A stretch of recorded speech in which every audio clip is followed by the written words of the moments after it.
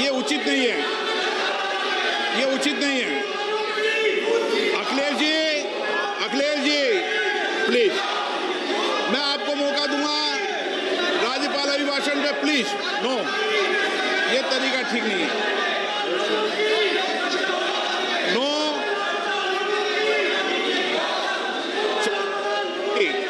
राज्यपाल अभिभाषण पे चर्चा होगी। नो तरीका।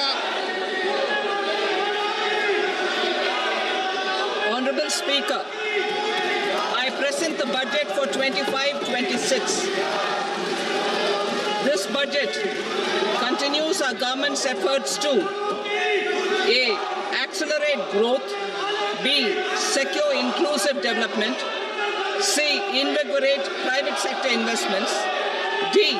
Uplift household sentiments, and E. Enhance spending power of India's rising middle class. Together, we embark on a journey to unlock our nation's tremendous potential for greater prosperity and global positioning under the leadership of Honorable Prime Minister Shri Narendra Modi. As we complete the first quarter of the 21st century, continuing geopolitical headwinds suggest lower global economic growth over the medium term. However, our aspiration for a Vikasit Bharat inspires us, and the transformative work we have done during our government's first 2 terms guides us to march forward resolutely. Our economy is the fastest growing among all major economies. Our development track record for the past 10 years and structural reforms have drawn global attention. Confidence in India's capability and potential has only grown in this period. We see the next 5 years as a unique opportunity to realize Sabka Vikas, stimulating balanced growth of all regions. The great Telugu poet and playwright Gurujada Apparao had said, "Deshamante matti kadoy, deshamante manushuloy," meaning a country is not just its soil, a country is its people. In line with this, for us, Vikasit Bharat encompasses zero poverty, 100% quality good school education, access to high quality, affordable and comprehensive health care, 100% skilled labor with meaningful employment, 70% women in economic activities, and farmers making our country the food basket of the world.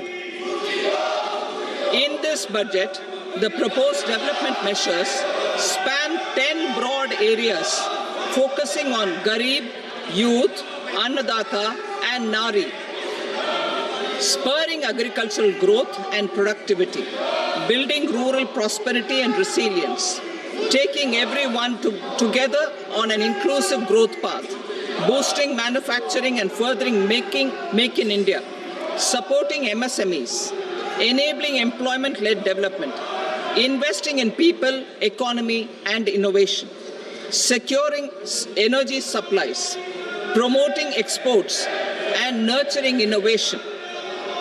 For this journey of development, our 4 powerful engines are agriculture, MSME, investments, and exports.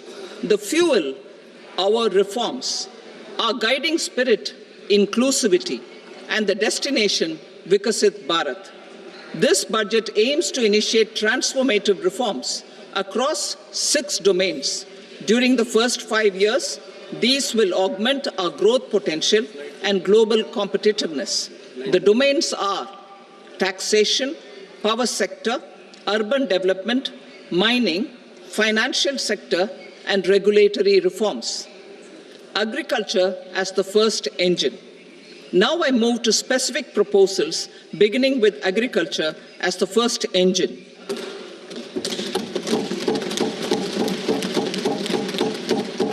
Prime Minister Dhan Dhanya Krishi Yojana, developing agri-districts program. Motivated by the success of the aspirational district program, Our government will undertake a Prime Minister Dhan Dhanya Krishi Yojana in partnership with states. Through the convergence of existing schemes and specialized measures, the program will cover 100 districts with low productivity, moderate crop intensity, and below average credit parameters. It aims to 1. Enhance agricultural productivity, 2. Adopt crop diversification and sustainable agricultural practices, 3. Augment post-harvest storage at the panchayat and block level, 4. Improve irrigation facilities, and 5. Facilitate availability of long-term and short-term credit. This program is likely to help 1.7 crore farmers. Building rural prosperity and resilience. A comprehensive multi-sectoral rural prosperity and resilience program will be launched in partnership with the states. This will address underemployment in agriculture through skilling, investment, technology, and invigorating the rural economy. The goal is to generate ample opportunities in rural areas so that migration is an option but not a necessity. The program will focus on rural women, young farmers, rural youth, marginal and small farmers, and landless families. The details are in Annexure A. Domestic best practices will be incorporated, and appropriate technical and financial assistance will be sought from multilateral development banks. In Phase 1, 100 developing agri-districts will be covered. Atmanirbharta in pulses. Our government is implementing the National Mission for Edible Oilseed for achieving Atmanirbharta in edible oils. Our farmers have the capability to grow enough for our needs and more. 10 years ago, we made concerted efforts and succeeded in achieving near self-sufficiency in pulses. Farmers responded to the need by increasing the cultivated area by 50%, and government arranged for procurement and remunerative prices. Since then, with rising incomes and better affordability, our consumption of pulses has increased significantly. Our government will now launch a 6-year mission for Atmanirbharta in pulses with a special focus on Tuar, Urad, and Masoor. Details are in Annexure B. Central agencies such as NAFED and NCCF will be ready to procure these 3 pulses as much as offered during the next 4 years from farmers who register with these agencies and enter into agreements. Comprehensive program for vegetables and fruits. It is encouraging that our people are increasingly becoming aware of their nutritional needs. It is a sign of a society becoming healthier. With rising income levels, the consumption of vegetables, fruits, and Shri Anna is increasing significantly. A comprehensive program to promote production, efficient supplies, processing, and remunerative prices for farmers will be launched in partnership with the states.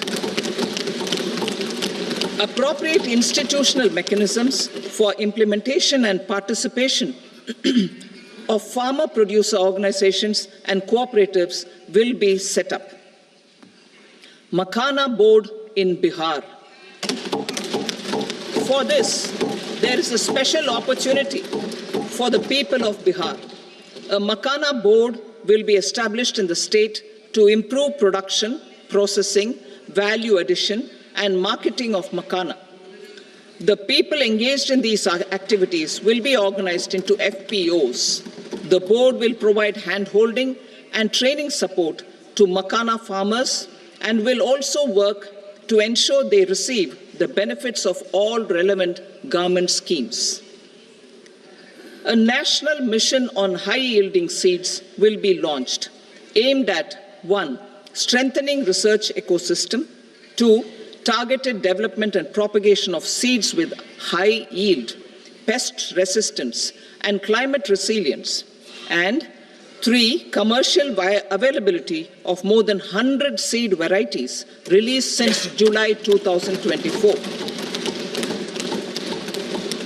India ranks second largest globally in fish production and aquaculture.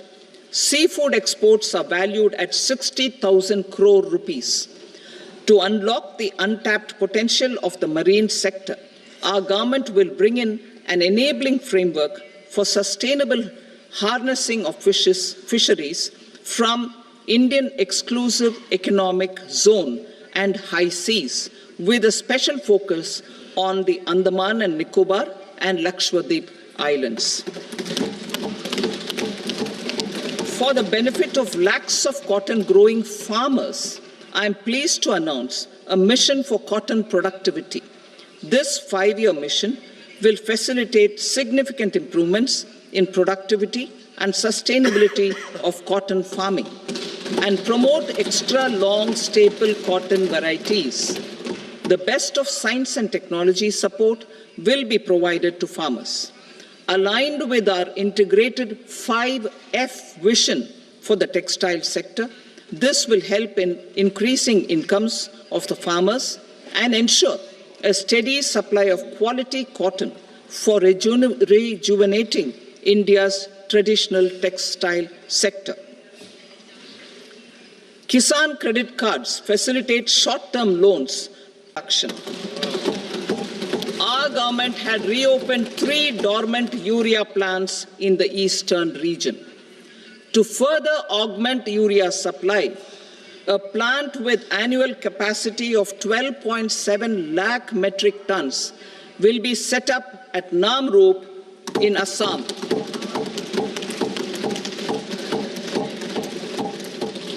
India Post, with 1.5 lakh rural post offices, complemented by the India Post Payment Bank and a vast network of 2.4 lakh Dak Sevaks, will be repositioned to act and provide support to NCDC for its lending operations for the cooperative sector. MSMEs as the second engine. Now I move to MSMEs as the second engine, which encompasses manufacturing and services with a focus on MSMEs numbering 5.7 crores. Currently, over 1 crore registered MSMEs, employing 7.5 crore people and generating 36% of our manufacturing, have come together to position India as a global manufacturing hub. With their quality products, these MSMEs are responsible for 45% of our exports. To help them achieve higher efficiencies of scale, technological upgradation, and better access to capital, the investment and turnover limits for classification of all MSMEs will be enhanced to 2.5 and 2 times respectively. This will give them the confidence to grow and generate employment for our youth. The details are given in Annexure D. To improve access to credit, the credit guarantee cover will be enhanced. First, for micro and small enterprises from 5 crore to 10 crore rupees, leading to additional credit of 1.5 lakh crores in the next 5 years. Second, for startups from 10 crore rupees to 20 crore rupees, with the guarantee fee being moderated to 1% for loans in 27 focus sectors which are important for Atmanirbhar Bharat. And for well-run exporter MSMEs, for term loans up to 20 crore rupees. Also for the micro enterprises, we will introduce customized credit cards with a 5 lakh rupee limit for micro enterprises registered on Udyam portal. In the first year, 10 lakh such cards will be issued. Fund of funds for startups. The Alternate Investment Fund, AIFs, for startups have received commitments of more than 91,000 crores rupees. These are supported by the fund of funds set up with the Government of India's contribution of 10,000 crore rupees. Now, a new fund of funds with expanded scope and a fresh contribution of another 10,000 crore rupees will be set up.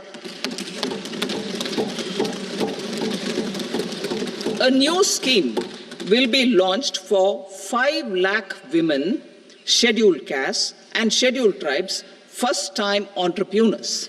This will provide term loans up to 2 crore rupees during the next 5 years.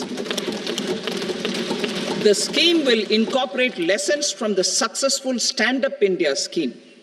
Online capacity building for entrepreneurship and managerial skills will also be organized. Measures for labor-intensive sectors. To promote employment and entrepreneurship opportunities in labor-intensive sectors, our government will undertake specific policy and facilitation measures. To enhance the productivity, quality, and competitiveness of India's footwear and leather sector, a focused product scheme will be implemented. The scheme will support design capacity, component manufacturing, and machinery required for production of non-leather quality footwear, besides the support for leather footwear and products. The scheme is expected to facilitate employment for 22 lakh persons, generate over 4 lakh crore rupees, and exports of over 1.1 lakh crore rupees. Measures for the toys sector. Building on the National Action Plan for Toys, we will implement a scheme to make India a global hub for toys.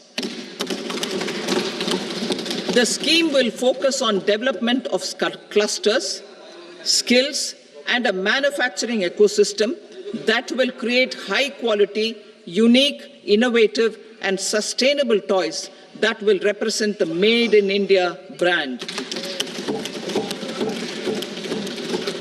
Support for food processing. In line with our commitment towards Purvodaya, we will establish a National Institute of Food Technology, Entrepreneurship and Management in Bihar. The institute will provide a strong fillip to food processing activities in the entire eastern region. This will result in 1.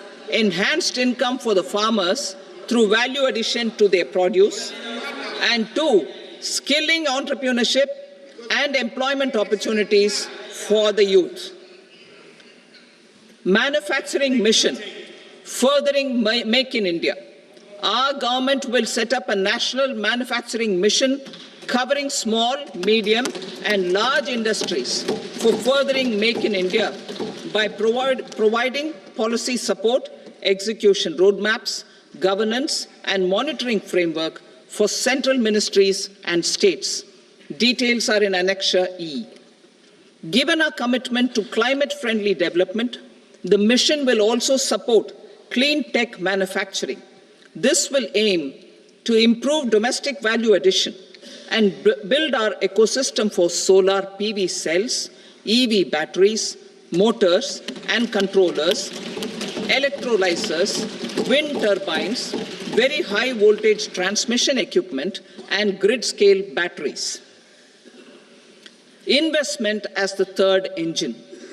Now I move to investment as the third engine, which encompasses investing in people, investing in the economy, and investing in innovation. Investing in people. Saksham Anganwadi and Poshan 2.0.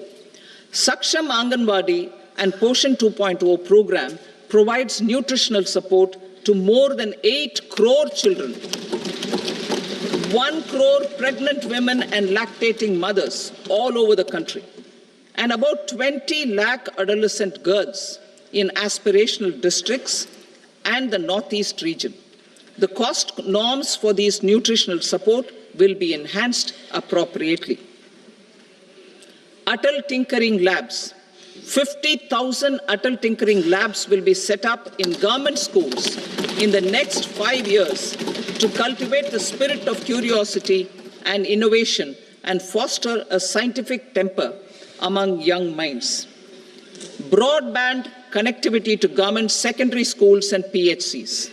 Broadband connectivity will be provided to all government secondary schools and primary health centers in rural areas under the BharatNet project.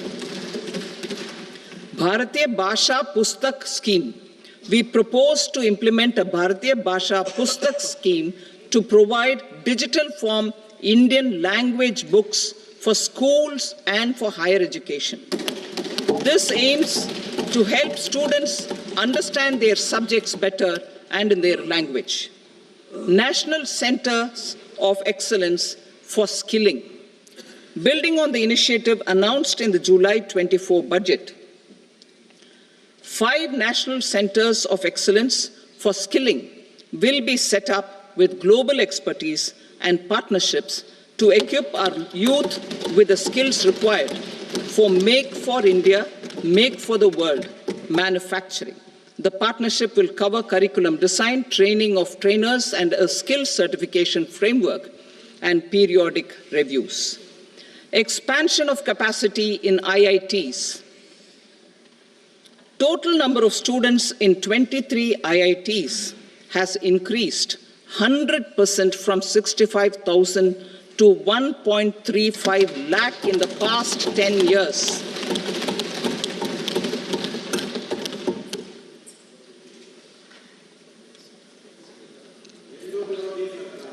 Additional infrastructure will be created in the 5 IITs started after 2014 to facilitate education for 6,500 more students.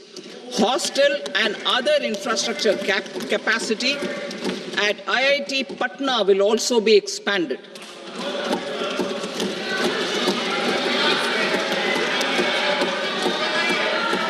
Center of Excellence.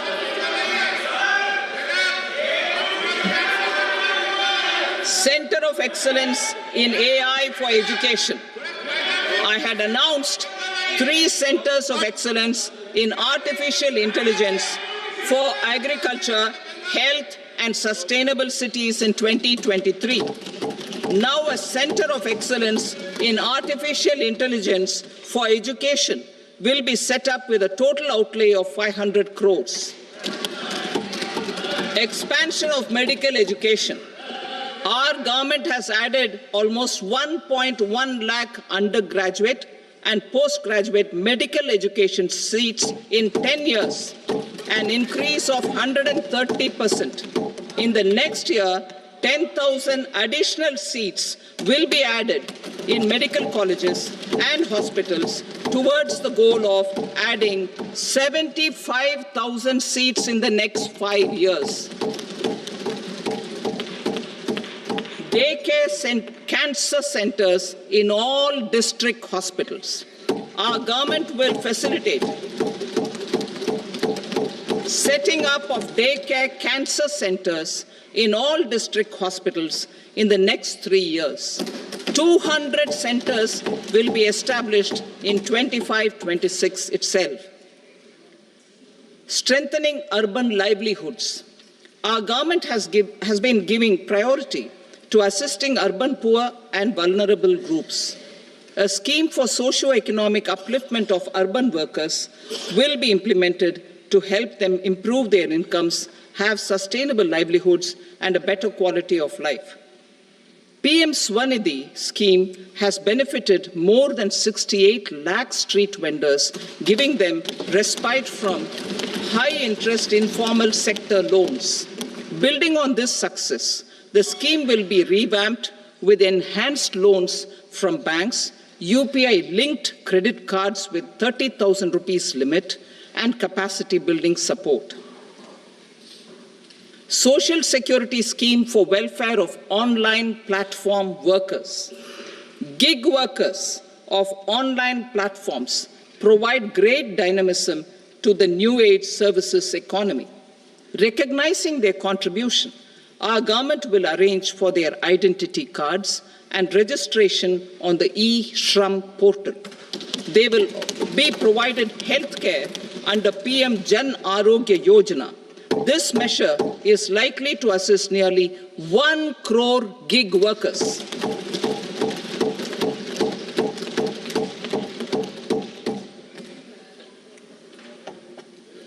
Investing in the economy, public-private partnership in infrastructure. Each infrastructure-related ministry will come up with a 3-year pipeline of projects that can be implemented in PPP mode. States will also be encouraged to do so and can seek support from the India Infrastructure Project Development Fund, which is a scheme to prepare PPP proposals. Support to states for infrastructure.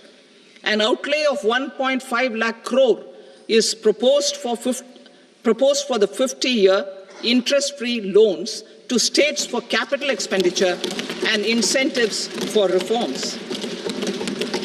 Building on the success of the first asset monetization plan announced in 2021, the second plan for 2025 to 30 will be launched to plow back capital of 10 lakh crore in new projects. Regulatory and fiscal measures will be fine-tuned to support the plan. Jal Jeevan Mission. Since 2019, 15 crore households, representing 80% of India's rural population, have been provided access to portable tap water connections. To achieve 100% coverage, I am pleased to announce the extension of this mission until 2028 with an enhanced total outlay. The mission's focus will be on the quality of infrastructure and O&M of rural piped water supply schemes through Jan Bhagidari. A separate MOU or separate MOUs will be signed with the states and union territories to ensure sustainability and citizen-centric water services delivery. Urban sector reforms. Building on the July budget proposals, urban sector reforms related to governance, municipal services, urban land and planning will be incentivized. Urban Challenge Fund. The government will set up an urban challenge fund of 1 lakh crore rupees to implement the proposals for cities as growth hubs, creative redevelopment of cities, and for water and sanitation purposes announced in the July budget. This fund will finance up to 25% of the cost of bankable projects, with a stipulation that at least 50% of the cost is funded from bonds, bank loans, and PPPs.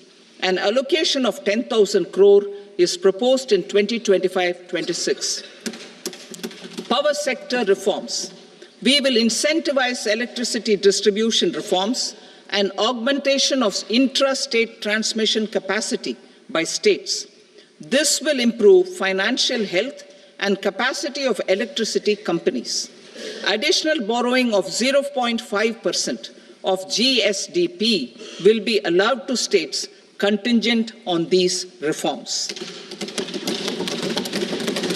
Nuclear energy mission for Vikasit Bharat. Development of at least 100 gigawatt of nuclear energy by 2047 is essential for our energy transition efforts. For an active partnership with the private sector towards this goal, amendments to the Atomic Energy Act and the Civil Liability for Nuclear Damage Act will be taken up. A nuclear energy mission for research and development of small modular reactors with an outlay of 20,000 crore will be set up. At least 5 indigenously developed small modular reactors will be operationalized by 2033. Shipbuilding. The shipbuilding financial assistance policy will be revamped to address cost disadvantages. This will also include credit notes for shipbreaking in Indian yards to promote the circular economy. Large ships above a specified size will be included in the infrastructure harmonized master list. Shipbuilding clusters will be facilitated to increase the range, categories, and capacity of ships. This will include additional infrastructure, facilities, skilling, and technology to develop the entire ecosystem. Maritime Development Fund. For long-term financing for the maritime industry, a Maritime Development Fund with a corpus of 25,000 crore rupees will be set up. This will be for distributed support and promoting competition. This will have up to 49% contribution by the government, and the balance will be mobilized from ports and from private sector. UDAN regional connectivity schemes. UDAN has enabled 1.5 crore middle-class people to meet their aspirations for speedier travel. The scheme has connected 88 airports, and operationalized 619 routes.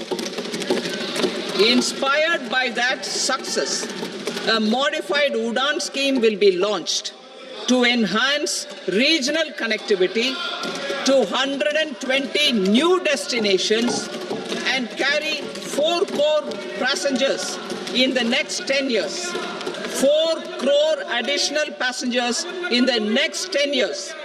The scheme will also support helipads and smaller airports in hilly, aspirational, and northeast regional districts. Greenfield airports will be facilitated in Bihar to meet the future needs of the state. These will be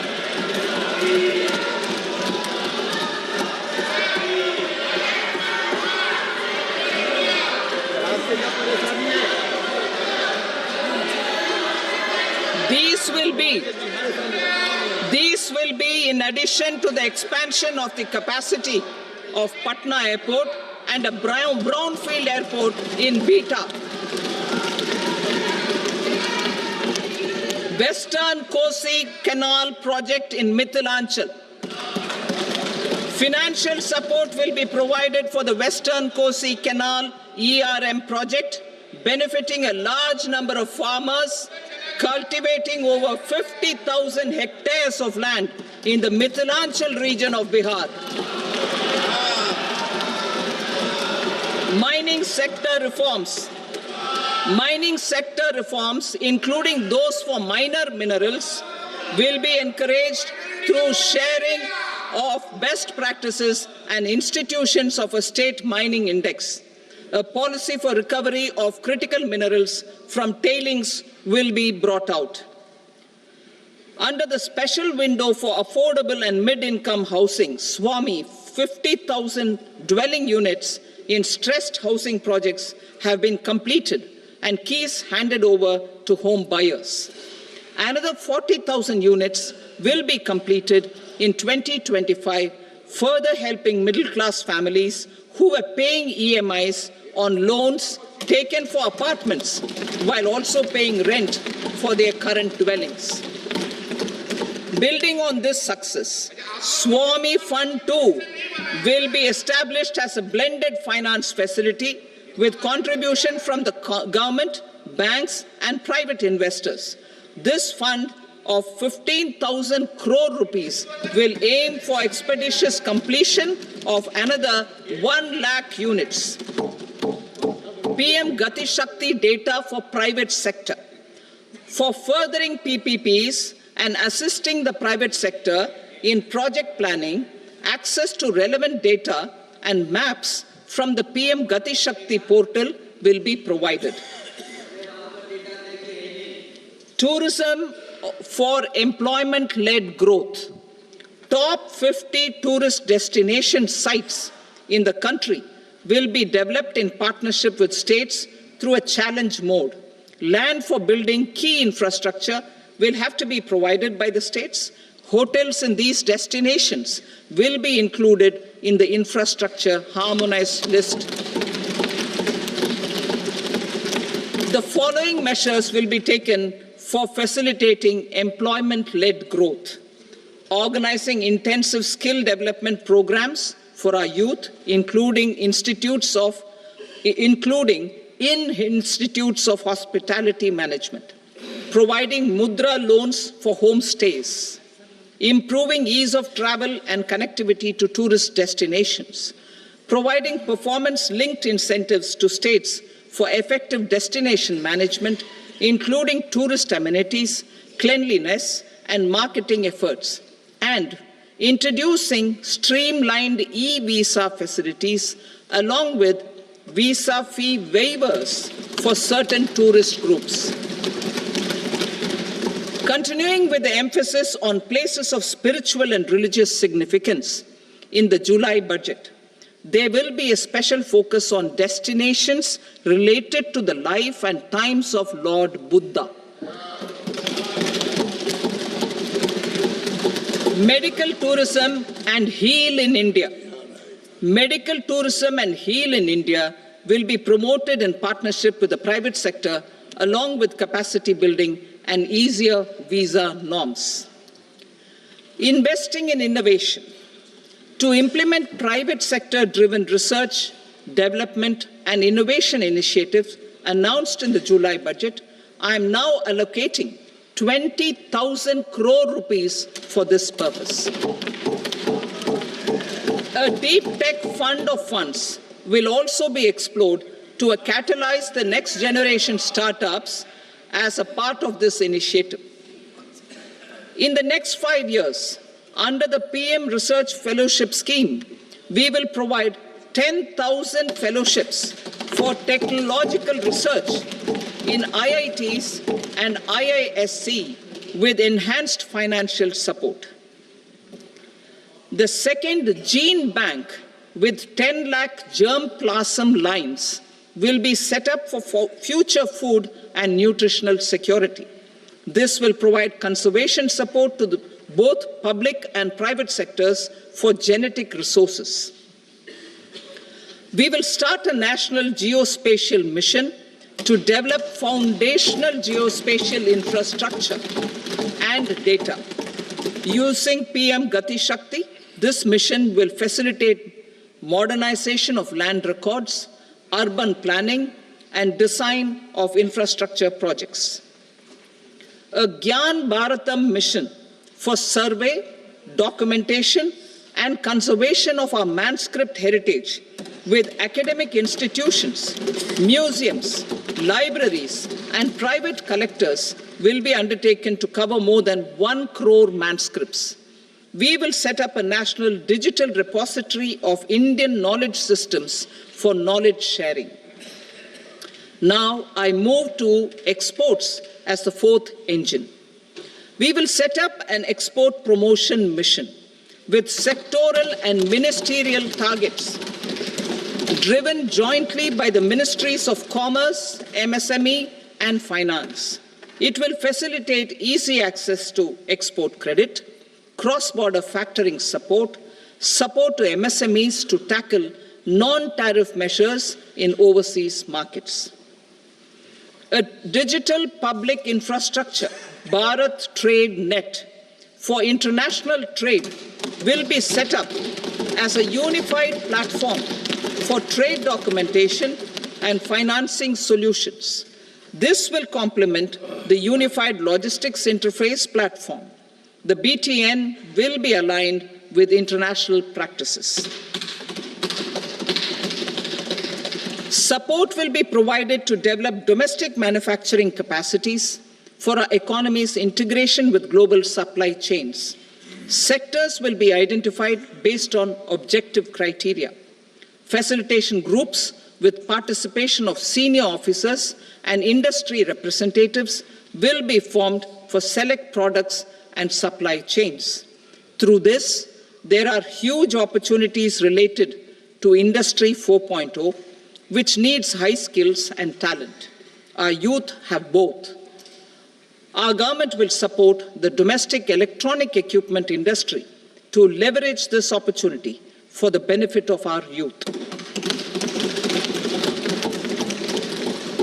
A national framework will be formulated as guidance to states for promoting global capability centers in emerging Tier 2 cities. This will suggest measures for enhancing availability of talent and infrastructure, building bylaw reforms, and mechanisms for collaboration with industry. Our government will facilitate upgradation of infrastructure and warehousing for air cargo, including high-value perishable horticultural produce. Cargo screening and customs protocol will be streamlined and made user-friendly. Reforms as the fuel. Over the past 10 years, our government has implemented several reforms for convenience of taxpayers, such as faceless assessment, 2, taxpayer charter, 3, faster returns, 4, almost 99% returns being on self-assessment, and 5, Vivad Se Vishwas scheme.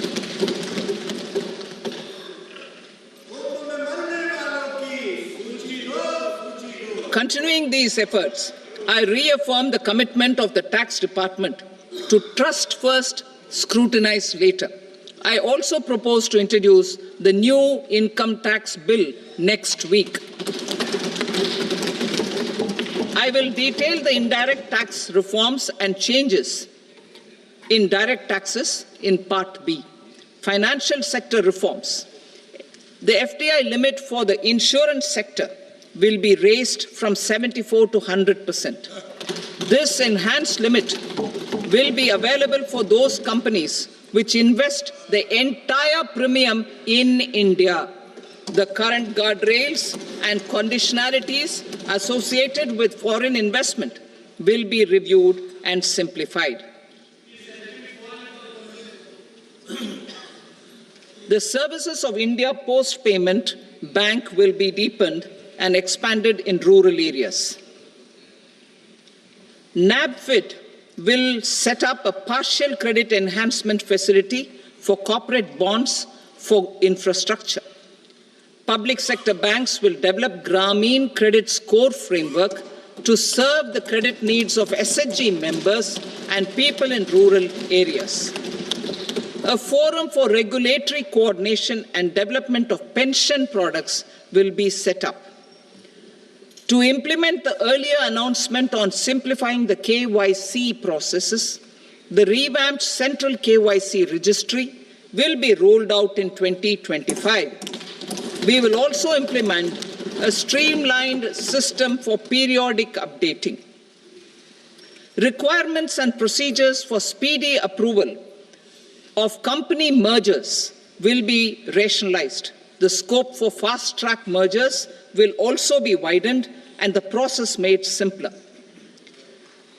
As proposed in the interim budget, we signed bilateral investment treaties with 2 countries in 2024 to encourage sustained foreign investment, and in the spirit of First Develop India, the current model BIT will be revamped and made more investor-friendly. In the last 10 years, in several aspects, including financial and non-financial, our government has demonstrated a steadfast commitment to ease of doing business. We are determined to ensure that our regulations must keep up with technological innovations and global policy developments. A light-touch regulatory framework based on principles and trust will unleash productivity and employment. Through this framework, we will update regulations that were made under old laws. To develop this modern, flexible, people-friendly, and trust-based regulatory framework appropriate for the 21st century, I propose 4 specific measures.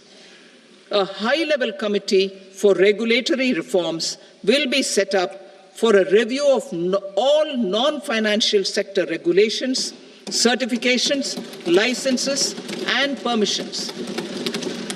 The committee will be expected to make recommendations within a year. The objective is to strengthen trust-based economic governance and take transformational measures to enhance ease of doing business, especially in matters of inspection and compliances. States will be encouraged to join in this endeavor.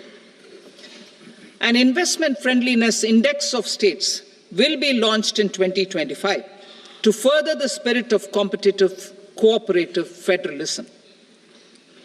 Under the Financial Stability and Development Council, a mechanism will be set up to evaluate impact of the current financial regulations and subsidiary instructions. It will also formulate a framework to enhance their responsiveness and development of the financial sector. In the Jan Vishwas Act 2023, more than 180 legal provisions were decriminalized. Our government will now bring up the Jan Vishwas Bill 2.0 to decriminalize more than 100 provisions in various laws. I now move to fiscal policy. In the July budget, I had committed to staying the course for fiscal consolidation. Our endeavor will be to keep the fiscal deficit each year such that central government debt remains on a declining path as a percentage of the GDP. The roadmap for the next 6 years has been detailed in the FRBM statement. Revised estimates for 2024-25. The revised estimate of the total receipts other than borrowings is 31.47 lakh crore rupees, of which the net tax receipts are 25.57 lakh crore rupees. The revised estimate of the total expenditure is 47.16 lakh crore rupees, of which the capital expenditure is about 10.18 lakh crore rupees. The revised estimate of the fiscal deficit is 4.8% of the GDP. Budget estimates for 25-26. Coming to 25-26, the total receipts other than borrowings and total expenditure are estimated at 34.96 lakh crore rupees and 50.65 lakh crore rupees respectively. The net tax receipts are estimated at 28.37 lakh crore rupees. The fiscal deficit is estimated to be 4.4% of GDP.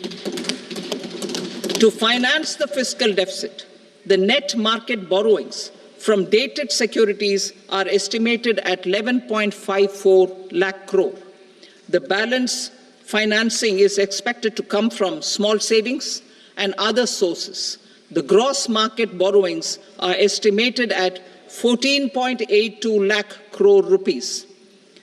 I will now move to Part B. Indirect taxes.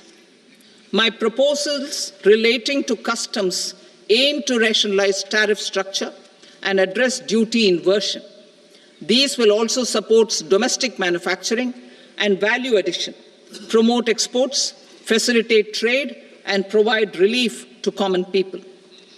Rationalization of customs tariff structure for industrial goods. As a part of comprehensive review of customs rate structure announced in July 2024 budget, I propose to 1. Remove 7 tariff rates. This is over and above the 7 tariff rates removed in 23-24 budget. After this, there will be only 8 remaining tariff rates, including 0 rate. 2. Apply appropriate cess to broadly maintain effective duty incidence, except on a few items where such incidence will reduce marginally. 3. Levy not more than 1 cess or surcharge. Therefore, I propose to exempt social welfare surcharge on 82 tariff lines that are subject to a cess. I shall now take up sector-specific proposals. To provide relief to patients, particularly those suffering from cancer, rare diseases, and other severe chronic diseases, I propose to add 36 life-saving drugs and medicines to the list of medicines fully exempted from basic custom duty.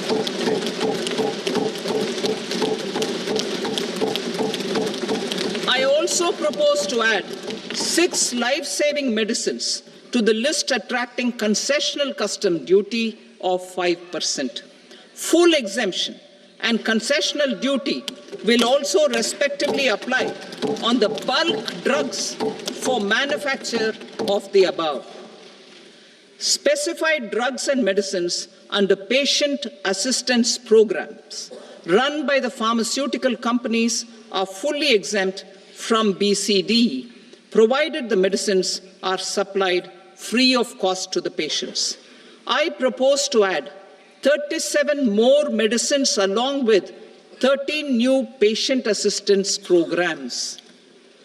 Support to domestic manufacturing and value addition. Critical minerals. In the July 2024 budget, I had fully exempted BCD on 25 critical minerals that are not domestically available. I had also reduced BCD of 2 other such minerals to provide a major fillip to their processing, especially by MSMEs. Now, I propose to fully exempt cobalt powder and waste, the scrap of lithium-ion battery, lead, zinc, and 12 more critical minerals. This will help secure the availability for manufacturing in India and promote more jobs for our youth. To promote domestic production of technical textile products such as agro-textiles, medical textiles, and geotextiles at competitive prices, I propose to add 2 more types of shuttle-less looms to the list of fully exempted textile machinery. I also propose to revise the BCD rate on knitted fabrics covered by 9 tariff lines from 10 or 20 to 20% or 115 rupees per kg, whichever is higher. Electronic goods. In line with our Make in India policy and to rectify inverted duty structure, I propose to increase the BCD on interactive flat panel display from 10% to 20% and reduce the BCD to 5% on open cell and other components. In 23-24 budget, for the manufacture of open cells of LCD, LED TVs, I had reduced the BCD on parts of open cells from 5% to 2.5%. To further boost the manufacture of such open cells, the BCD on these parts will now stand exempted. Lithium-ion battery. To the list of exempted capital goods, I propose to add 35 additional capital goods for EV battery manufacturing and 28 additional capital goods for mobile phone battery manufacturing. This will boost domestic manufacture of lithium-ion batteries, both for mobile phones and for electric vehicles. Shipping sector. Considering that shipbuilding has a long gestation period, I propose to continue the exemption of BCD on raw materials, components, consumables, or parts for the manufacture of ships for another 10 years.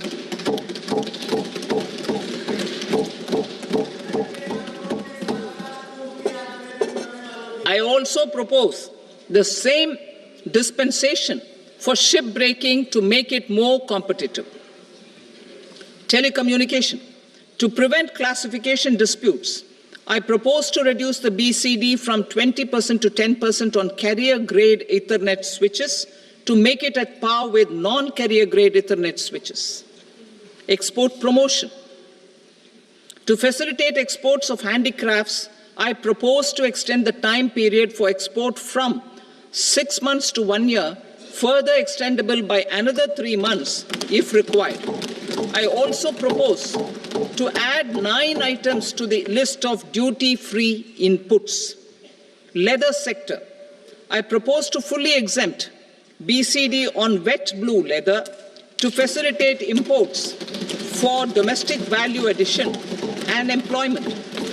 I also propose to exempt crust leather from 20% export duty to facilitate exports by small tanners.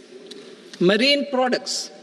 To enhance India's competitiveness in the global seafood market, I propose to reduce BCD from 30% to 5% on frozen fish paste, surimi, for manufacture and export of its analog products.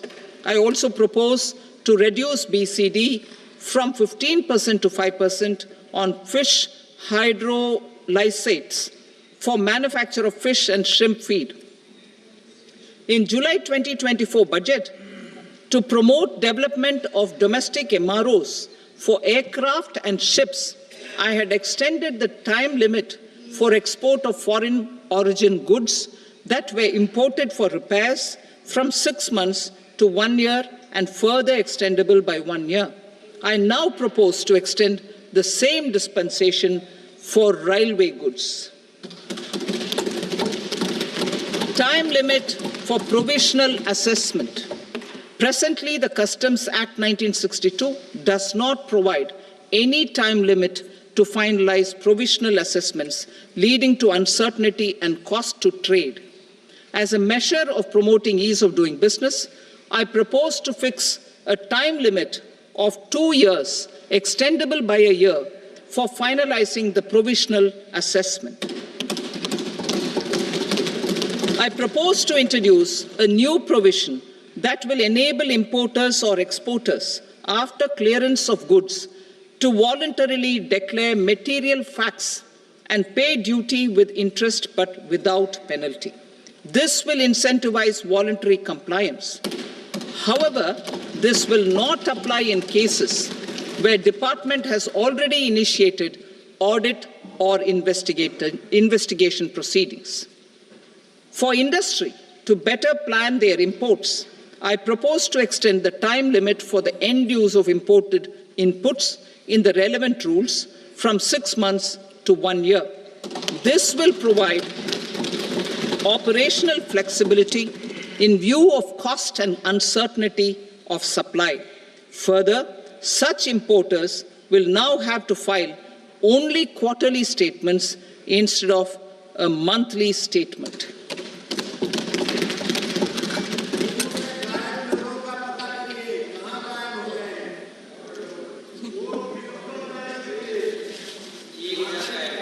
I now come to my direct tax proposals.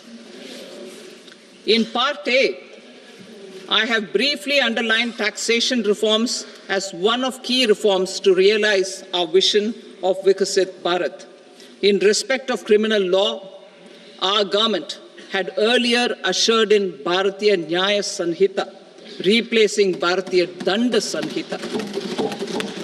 I am happy to inform this august House and the country that for new income tax bill will carry forward the same spirit of Nyaya in its drafting as well. The new bill will be clear and direct in text, with close to half of the present law in terms of both chapters and words. It will be simple to understand for taxpayers and tax administrators, leading to tax certainty and reduced litigation.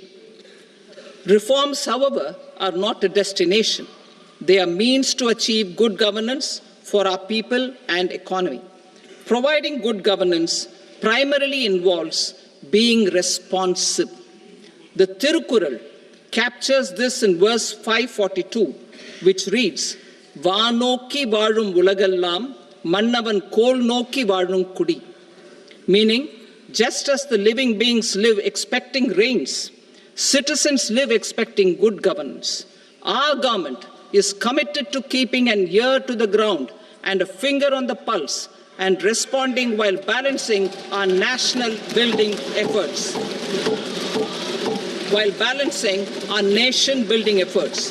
The following measures will detail just how our government will, under the guidance of PM Modi, has taken steps to understand and address. I repeat that sentence, sir. The following measures will detail just how our government, under the guidance of PM Modi, has taken steps to understand and address the needs voiced by our citizens. My tax proposals are guided by this spirit. The objectives of my proposals are as follows. Personal income tax reforms with special focus on middle class. Rationalization of TDS and TCS for easing difficulties. Encouraging voluntary compliance. Reducing compliance burden. Ease of doing business, employment and investment. I will come to my proposal on personal income tax towards the end. TDS and TCS, rationalization for easing difficulties. I propose to rationalize tax deduction at source, TDS, by reducing the number of rates and thresholds above which TDS is deducted. Further, threshold amounts for tax deduction will be increased for better clarity and uniformity. The limit for tax deduction on interest for senior citizens is being doubled from the present 50,000 rupees to 1 lakh rupees. Similarly, the annual limit of 2.40 lakh rupees for TDS on rent is being increased to 6 lakh rupees. This will reduce the number of transactions liable to TDS, thus benefiting small taxpayers receiving small payments. The threshold to collect tax at source, the TCS, on remittances under RBI's liberalized remittance scheme, the LRS, is proposed to be increased from 7 lakh to 10 lakhs.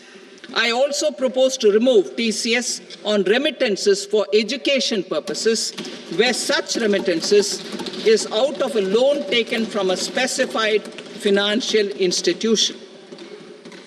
Both TDS and TCS are being applied on any transaction related to sale of goods. To prevent such compliance difficulties, I propose to omit the TCS. I also propose that the provisions of the higher TDS deduction will now apply only in non-PAN cases. In July 2024, the delay for payment of TDS up to the due date of filing statement was decriminalized. I propose to provide the same relaxation to TCS provisions as well. The government under the leadership of Prime Minister Modi believes in Sabka Saath, Sabka Vikas, Sabka Vishwas and Sabka Prayas. In line with this, we brought in updated return facility in 2022 for voluntary compliance by taxpayers who had omitted to report their correct income. Our trust in taxpayers was proved right. Nearly 90 lakh taxpayers voluntarily updated their incomes by paying additional tax.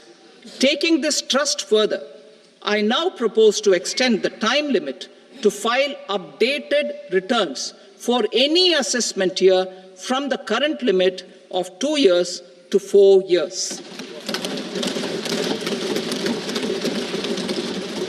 I propose to reduce the compliance burden for small charitable trusts and institutions by increasing their period of registration from 5 years to 10 years. It is also proposed that disproportionate consequences do not arise for minor defaults, such as incomplete applications filed by charitable entities. Presently, taxpayers can claim the annual value of self-occupied properties as nil only on the fulfillment of certain conditions. Considering the difficulties faced by taxpayers, it is proposed to allow the benefit of 2 such self-occupied properties without any condition. To streamline the process of transfer pricing and to provide an alternative to yearly examination, I propose to introduce a scheme for determining arm's length price of international transaction for a block period of 3 years. This will be in line with global best practices. With a view to reduce litigation and provide certainty in international taxation, the scope of safe harbor rules is being expanded. A number of senior and very senior citizens have very old national savings schemes accounts.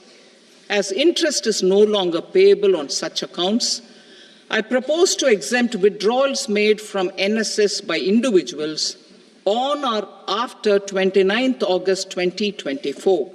I am also proposing to allow similar treatment to NPS Vatsalya accounts as is available to normal NPS accounts subject to overall limits.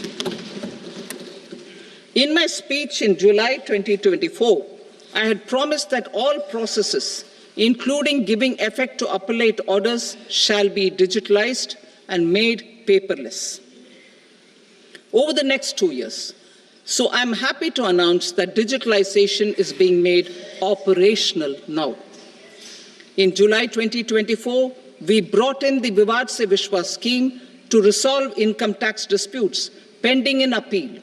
The scheme has received a great response, with nearly 33,000 taxpayers having availed of the scheme to settle their disputes. I have a few proposals to promote investment and employment. It is proposed to provide a presumptive taxation regime for non-residents who provide services to a resident company that is establishing or operating an electronics manufacturing facility. I further propose to introduce a safe harbor for tax certainty for non-residents who store components for supply to specified electronics manufacturing units. Presently, the tonnage tax scheme is available only to sea-going ships.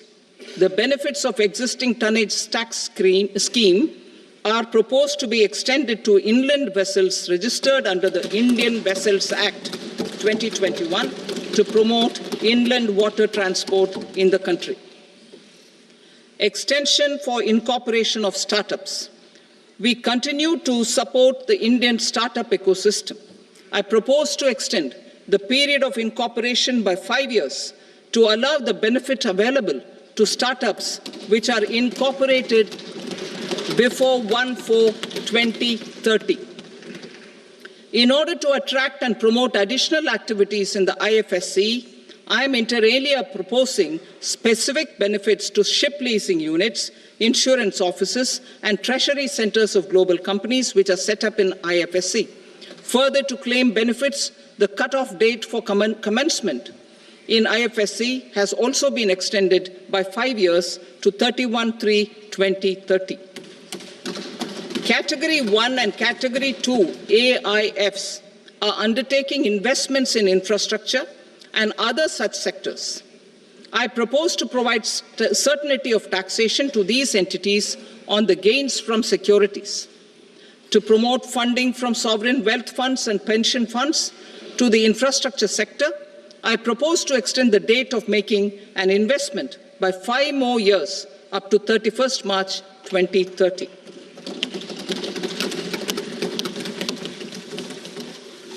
Personal income tax reforms with special focus on middle class. Democracy, demography, and demand are the key support pillars in our journey towards Vikasit Bharat.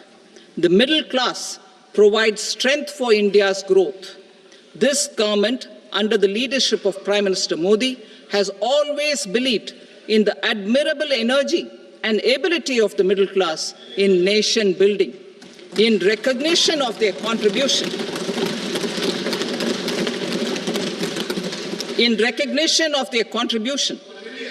we have periodically reduced their tax burden.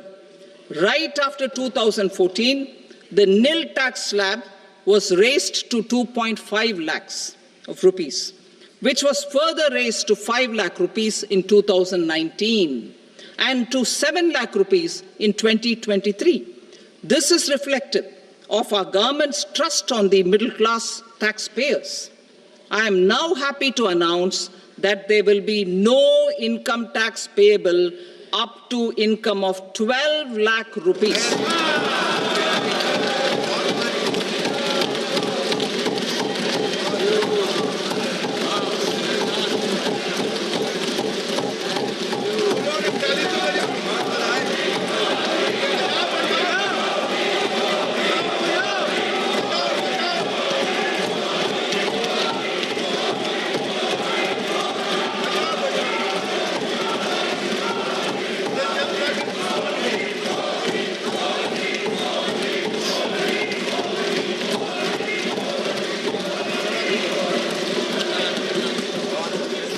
So, average income of 1 lakh per month other than the special rate income such as capital gains under the new regime. This limit will be 12.75 lakh for salaried taxpayers due to the standard deduction of 75,000. Slabs and rates are being changed across the board to benefit all taxpayers. The new structure will substantially reduce the taxes of the middle class and leave more money in their hands, boosting household consumption, savings and investment. In the new tax regime, I propose to revise tax rate structures as follows. 0 to 4 lakh rupees nil, 4.8 lakh rupees to 4 to 8 lakh rupees 5%, 8 to 12 lakh rupees 10%, 12 to 16 lakh rupees 15%, 16 to 20 lakh rupees 20%, 20 to 24 lakh rupees 25%, and above 24 lakh rupees 30%. To taxpayers up to 12 lakh of normal income other than special rate income such as capital gains. I read that again. To taxpayers up to 12 lakh of income other than special rate income such as capital gains, tax rebate is being provided in addition to the benefit due to slab rate reduction in such a manner that there is no tax payable by them. The total tax benefit of slab rate changes and rebate at different income levels can be illustrated with a few examples. A taxpayer in the new regime with an income of 12 lakh rupees will get a benefit of 80,000 rupees in tax, which is 100% of tax payable as per the existing rates. A person having income of 18 lakh rupees will get a benefit of 70,000 rupees in tax, that is 30% of tax payable as per existing rates. A person with an income of 25 lakh gets a benefit of 1,10,000 rupees, that is 25% of his tax payable as per existing rates. Details of my tax proposals are given in the annexure. As a result of these proposals, Honorable Speaker, sir, revenue of about 1 lakh crore in direct taxes and 2,600 crores in indirect taxes will be foregone. Mr. Speaker, sir, with this, I commend the budget to this august House.